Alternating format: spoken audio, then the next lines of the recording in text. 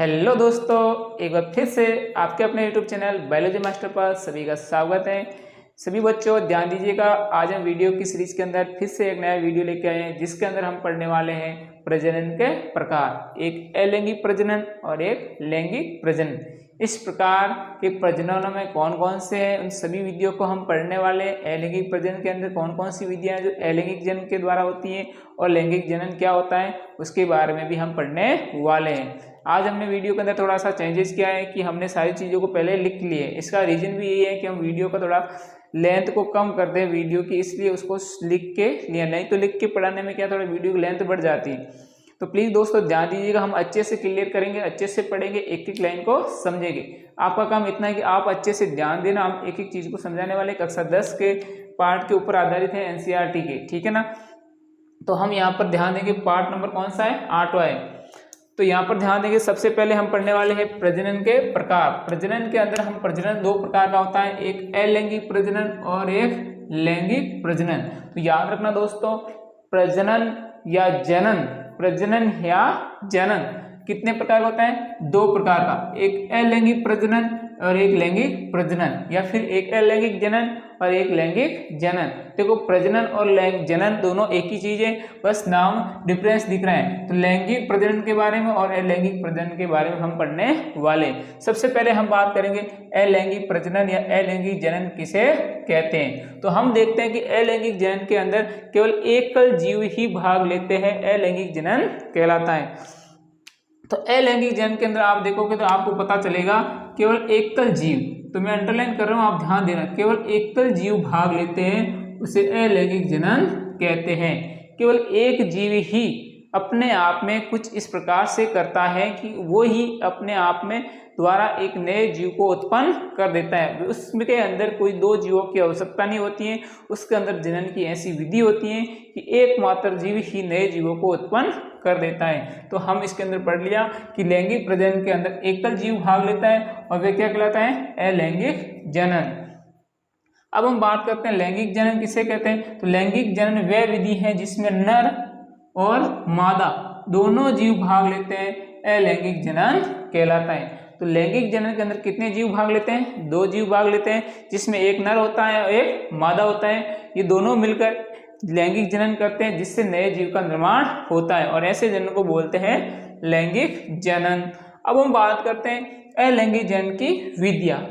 भाई लैंगिक जनन और अलैंगिक जनन करने की क्या विधियां हैं। तो हम सबसे पहले बात करते हैं अलैंगिक जनन की क्या क्या विधियां हैं। तो बच्चों ध्यान दीजिएगा, हम सबसे पहले बात करते हैं, एक है जिसका नाम है विखंडन।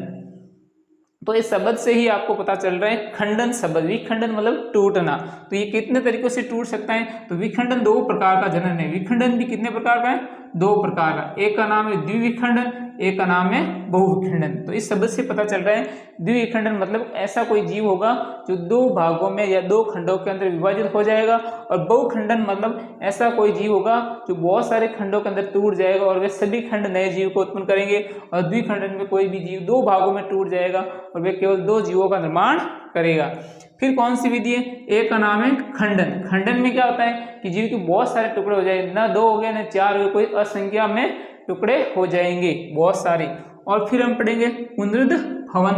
पुनरुद्ध भवन भी एक जनन का प्रकार है जिसके अंदर जीव क्या है, किसी भी कारणवश से अलग अलग टुकड़ों में टूट जाता है और वे सभी टुकड़े नए जीव को निर्माण करते हैं। फिर पढ़ेंगे मुकुलन के बारे में, जिसे किसी जीव की संरचना से उबार निकल आते हैं और वे उबार नए जीव का निर्माण करते हैं।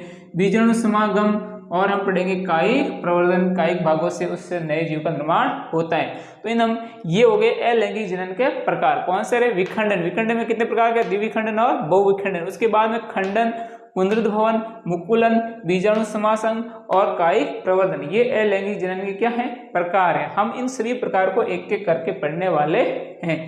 सबसे पहले हम बात करते हैं विखंडन।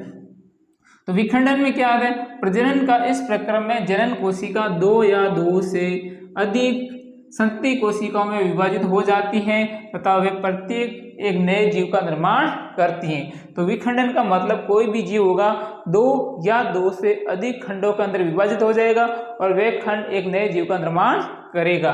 अब हम बात करते हैं विखंडन कितने प्रकार का होता है, 2 प्रकार का। तो सबसे पहले बात करते हैं द्विविखंडन। तो जीव 2 कोशिकाओं में, कोई भी एक जीव होता है कितने कोशिकाओं में विभाजित हो जाएगा, 2 कोशिकाओं में विभाजित हो जाएगा और वे दोनों भाग नए जीव का निर्माण करेगा। इस प्रकार के जनन को बोलते हैं द्विविखंडन जनन। आई समझ में, द्विविखंडन जनन।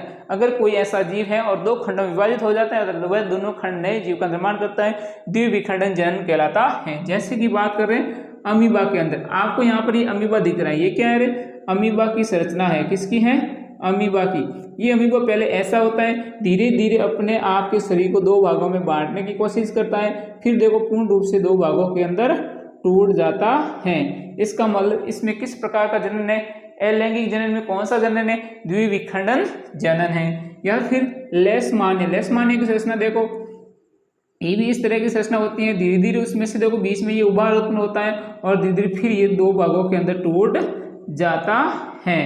फिर ये कितने भागों में टूट जाता है, 2 भागों के अंदर टूट जाता है। तो ऐसा जनन जिसके अंदर जीव के कितने भागों में टूट जाएं, 2 भागों के अंदर टूट जाएं और वे दोनों भाग एक नए जीव का निर्माण करें, इसको बोलते हैं द्विविखंडन। फिर हम बात करते हैं बहुखंडन। किसकी बात कर रहे हैं, बहुखंडन। बहुखंडन में क्या होता है कि कोई भी जीव के बहुत सारे टुकड़े हो जाएं जिसकी संख्या हम गिन नहीं सकते, या मतलब 4, 5, 7, 10, 15, 20 कितनी भी हो सकती हैं, मतलब 2 से अधिक होती हैं, बहुत सारे खंडों के अंदर टूट जाता है। तो जीव बहुत सारी कोशिकाओं के अंदर विभाजित हो जाता है और प्रत्येक टुकड़ा एक नए जीव का निर्माण करता है और ज्यादातर ये किसमें पाया जाता है, प्लाज्मोडियम के अंदर। इस जीव की संरचना के अंदर देखोगे तो आपको ये बहुत सारे छोटे छोटे कोशिकाएं बननी दिख रही है, छोटे छोटे टुकड़े बनाए दिखाई दे रहे हैं। ये सभी टुकड़े टूट के अलग हो जाएंगे और सभी नए प्लाज्मोडियम का निर्माण करेगा। अब ये बताओ, एक या द्विखंडन नहीं है ना, इसके अंदर बहुत सारे टुकड़े बन गए, इसलिए इसको बोलते हैं बहुखंडन। तो कोई भी ऐसा जीव जो अपने शरीर के बहुत सारे टुकड़े बना लेता है और वे सभी टुकड़े एक नए जीव का निर्माण करता है, बहुखंडन कहलाता है। अब हम बात करने वाले हैं खंडन के बारे में।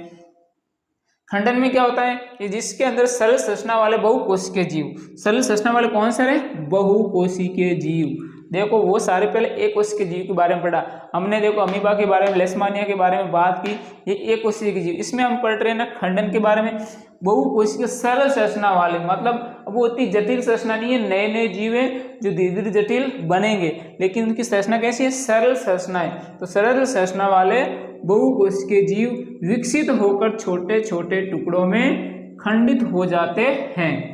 तो देखो ये एक प्रकार से बहुखंडन जैसा ही है, लेकिन इसमें होता है क्या है कि सरल संरचना वाले बहुकोशिकीय जीव होते हैं जो कि छोटे छोटे टुकड़ों में क्या हो जाते हैं, खंडित हो जाते हैं और प्रत्येक टुकड़ा वृद्धि करके एक नए जीव के रूप में विकसित हो जाता है, वो और नए जीव का निर्माण करता है। और इस विधि से जो नए जीव का निर्माण करते हैं उसको बोलते हैं खंडन। क्या बोलते हैं, खंडन। तो जनन की वह विधि जिसके अंदर बहुकोशिकीय सरल संरचना वाले जीव अपने शरीर छोटे छोटे टुकड़ों के अंदर तोड़ लेता है और वे सभी टुकड़े विकसित होकर वृद्धि करके एक नए जीव का निर्माण करते हैं। जिसकी बात कर रहे हैं एग्जाम्पल के लिए स्पाइरोगायरा। तो सभी के एग्जाम्पल भी आपको याद रखने हैं, तो याद रहेगा ना, इसके अंदर खंडन के अंदर कौन सा उदाहरण है, स्पाइरोगायरा। अब हम बात करते हैं पुनरुद्ध भवन। देखो यहाँ पर सारे एक एक चीज की बात कर रहे हैं। अब हम बात कर रहे हैं पुनरुद्ध भवन। पुनरुद्ध भवन के अंदर क्या होता है कि इस प्रक्रिया में किसी भी कारणवश से वंश से छोटे छोटे जीव की क्या हो जाता है, छोटे छोटे टुकड़ों में टूट जाता है और प्रत्येक टुकड़ा नए जीव में विकसित करता है। तो कोई भी जीव होता है किसी भी कारणवश से उस जीव के छोटे छोटे क्या हो जाए, टुकड़े हो जाए, छोटे छोटे क्या हो जाए, टुकड़े, और वे सभी टुकड़े वृद्धि करके विकसित होकर एक नए जीव का निर्माण करते हैं। इस प्रकार के जनन को बोलते हैं पुनरुद्ध भवन। जैसे कि प्लेनेरिया व हाइड्रा। हाइड्रा के अगर बहुत सारे टुकड़े कर दो आप और प्रत्येक टुकड़ा एक नए जीव का निर्माण कर लेगा।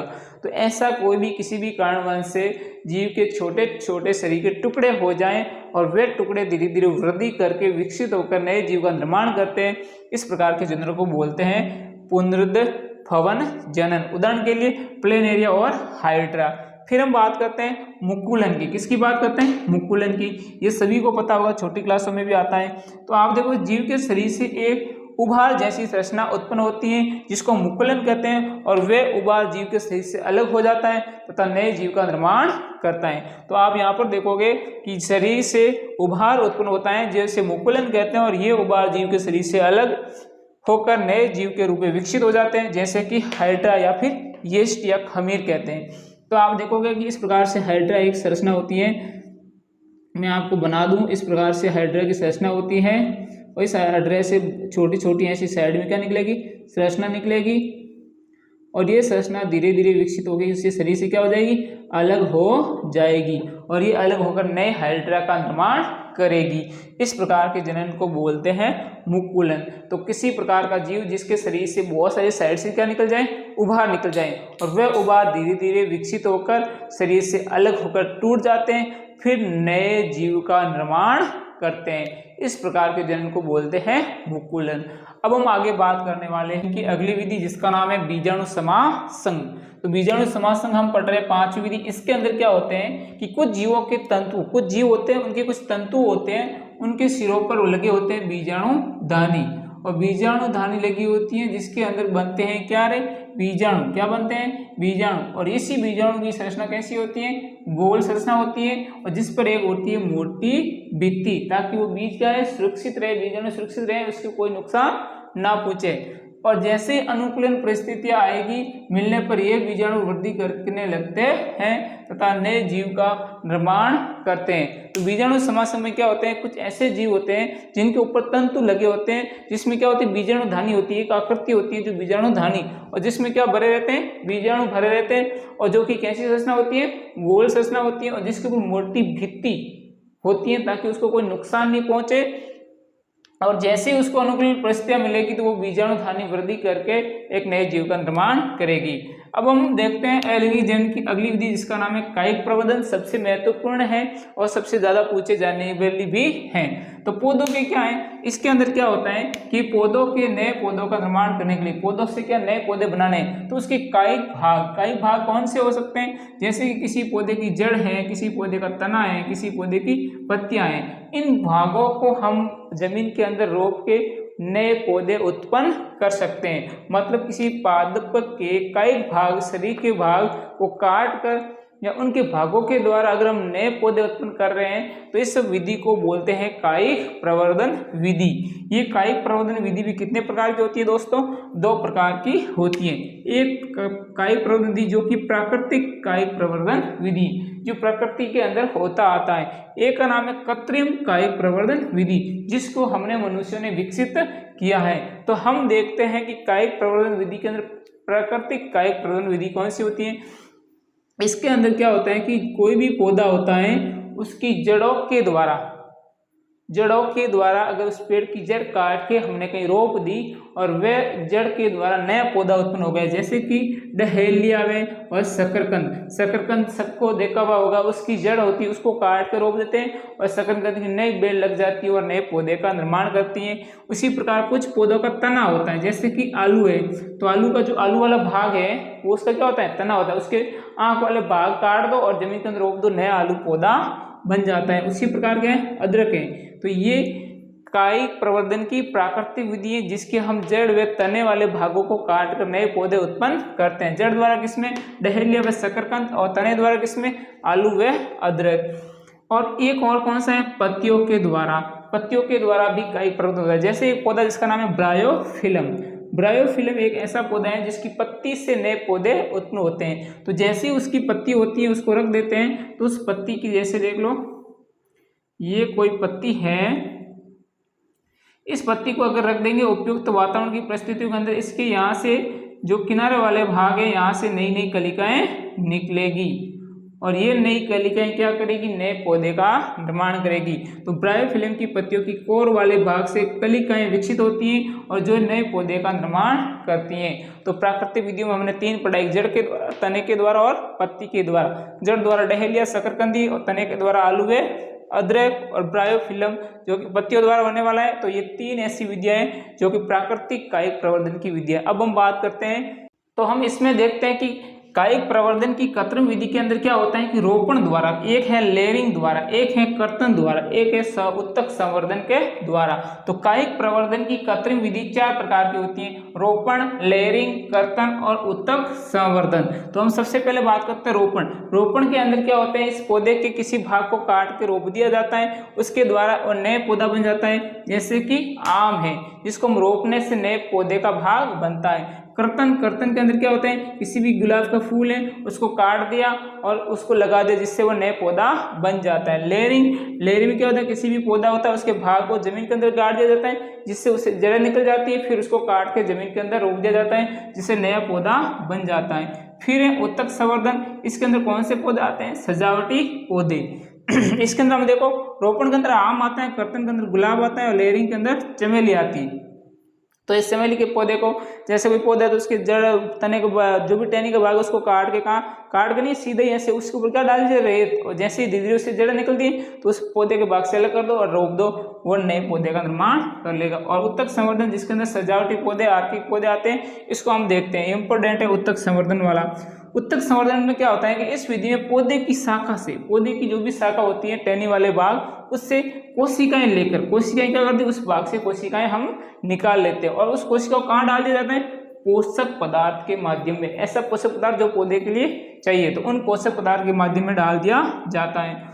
और यह कोशिकाएं गुणन कर, ये कोशिका उस पोषक वाले माध्यम में धीरे धीरे अपनी संख्या में क्या करेगी, गुणन करेगी और वृद्धि करेगी और कोशिकाओं के गुच्छे जिसे हम कैलस कहते हैं, कोशिका का गुच्छे जिसे हम क्या कहते हैं, कैलस, उसको विकसित करेगी और उसमें परिवर्तित हो जाएगी। और फिर हम उस कैलस वाले भाग को हार्मोन वाले माध्यम के अंदर रखेंगे और ताकि वे कोशिकाएं क्या हो सके, विभेदित हो सके। क्या हो जाए, विभेदित मतलब अलग अलग बढ़ जाए, अलग अलग रूप में अलग अलग कार्य के हिसाब से। जहाँ ये कोशिकाएं विभेद होकर एक नए पौधे का निर्माण करती हैं तो उस हार्मोन वाले माध्यम में वो कोशिकाएं विभेदित हो जाएगी और अलग एक नए पौधे का निर्माण करेगी।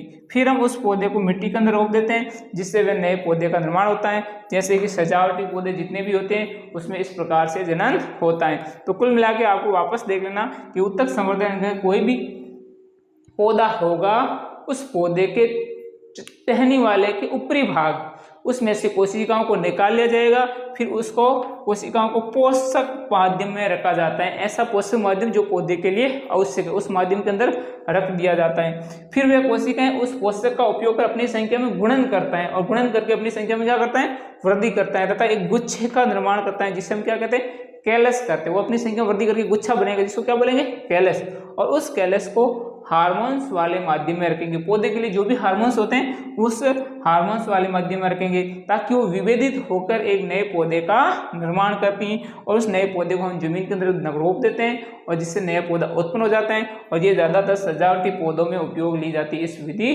को।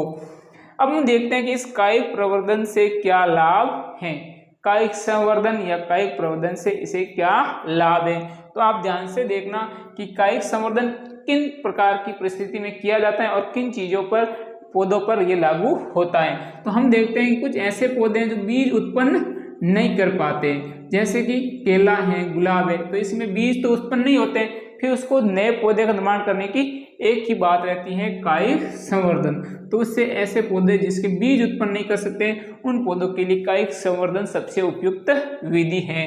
या फिर नए पौधे आनुवंशिक रूप से जनक पौधे के समान हैं। तो कायिक प्रवर्धन में जैसे जैसे उसके कायिक भागों को काट कर नए पौधे बनाए जाते हैं तो वो नए पौधे अपने एकदम पिता वाले भाग जैसे होते हैं, एकदम उसकी फोटोकॉपी होती है। जैसे गुण उसके पैतृक में होगा वैसे ही गुण उससे सदती पौधों के अंदर होगी। तो आनुवंशिक गुणों में कोई डिफरेंस नहीं होगा, अपने एंड से पैतृक के समान होगा। या फिर बीज रहित फल, कुछ ऐसे फल होते हैं जिसके अंदर बीज नहीं होता जैसे कि केला, तो ऐसे पौधों को उगाने में भी कायिक प्रवर्धन, कायिक संवर्धन विधि सबसे उपयुक्त है। या फिर पौधों जिसमें उगाने का सस्ता व आसान रास्ता है, पौधों को जिसमें बीज की जरूरत नहीं पड़ती है, पौधों के अंदर आनुवंशिक लक्षण समान रहते हैं, इस कारण उस पौधे के अंदर कोई विभिन्नताएं उत्पन्न नहीं होती हैं, इसलिए ये विधि भी उपयुक्त है ताकि उस पौधे का सेम फोटोकॉपी नया पौधा बनाया जा सके। और यह तरीका ऐसा है जो सस्ता भी है और क्या है, आसान भी है। इसी के साथ ये हमारे यहाँ पर टॉपिक समाप्त होता है। प्रिय दोस्तों, अगर आपको वीडियो अच्छा लगा है, मस्त लगा है, समझ में आया है, आपके लिए चीज उपयोगी है तो इस वीडियो को शेयर कीजिएगा, चैनल को सब्सक्राइब कीजिएगा, लाइक कीजिएगा और अपने इसी के साथ जय हिंद, जय भारत। अगले वीडियो में फिर मिलते हैं।